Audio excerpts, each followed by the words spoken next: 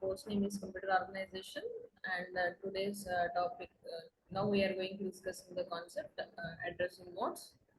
So, so at the end of the session, you are able to understand what do you mean by addressing modes and what are the different types of addressing modes, followed by an example with each. So first one is operation. Just we have discussed what do you mean by an addressing mode. Further, we are going to discuss in this one. The operation field and instruction specifies the operand to be performed. So generally, we know that there are many three fields are there: operation code field, mode field, and address field. The operation field of an instruction specifies operation to perform. So this particular field performs the which operation need to perform: addition, subtraction, or multiplication. So these field specifies this one, and this operation must be executed on the same data stored in the computer registers or memory words. So this particular address data should be performed. This particular data which is present in the this particular address should perform this particular operations, addition, subtraction, or multiplication. The way the operands are chosen during the program execution is depending on the addressing mode of the instruction. Here there will be the mode field. Nothing but what is this purpose of a mode field is the way the operands are chosen. Here we are specifying the address of an operand. So this particular mode specifies the how the operands can be chosen from the program execution. This will be depend upon the addressing mode of the instruction. So in simple terms, what we are saying is addressing mode is the way in which location of an operand. Actually, operand is nothing but a data. So how we can access that particular operand through a location. This particular way we are specified in an instruction is nothing but an addressing mode. So it generates an effective address, nothing but actual address of the operand. So in simple terms, what we are saying is addressing modes is nothing but the way in which the location of an operand can be specified in an instruction is nothing but a addressing mode. So we are saying that mode, and we are saying that addressing mode in which location of an operand is specified in an instruction. So how many ways? Actually, there are different ways are there for specifying for accessing an address particular operand through different modes. These are the different modes, addressing modes, and for each type of addressing modes, there will be a different way of accessing an operand from an address. So first one is implied mode, immediate mode, register indirect mode, auto increment or auto decrement mode, direct addressing mode, indirect addressing mode, relative addressing mode, indexed addressing mode, base registered addressing mode. So let us see one by one. First of all, the implied mode. In this implied mode, the operands are specified implicitly in the definition of the instruction. For example, the instruction complement accumulator is an implied mode instruction because the operand in an accumulator register is implied in the definition itself. So nothing but the complement accumulator. Nothing but here we are implicitly specifying in the definition of instruction is nothing but the implied mode. And the second one is immediate mode. So what do you mean by immediate means? What do you mean by immediate is?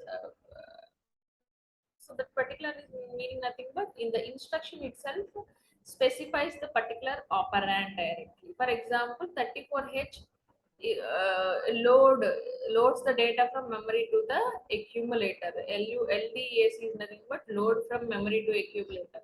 So what should be loaded is hash 34H. Here hash represents the immediate addressing mode. So next one is register mode. In this mode, the operands are in registers that reside within the CPU. Generally, we are accessing the operands. For example, 10, 20, 30, these are the operands. We are accessing the operands by using the which mode is register mode. The particular register is selected from a register field in the instruction. So here, if it is an instruction, this instruction R is nothing but a register addressing mode which specifies the mode of an instruction. So in this register, the operand in this register, it represents the address of an operand. There's nothing but register mode. And next one is register indirect mode. So if we see this register indirect mode is an example for register indirect mode. Load AC in within brackets R1. if we mention within brackets R1 does not contain directly the data. It contains the address of the operand. If you see, this is an instruction.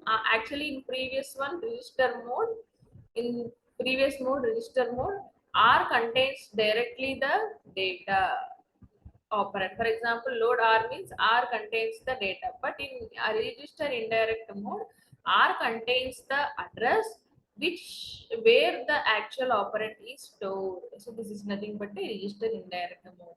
Then auto increment mode is nothing but this mode belongs when the instruction reads, then automatically the address of an operand will be incremented.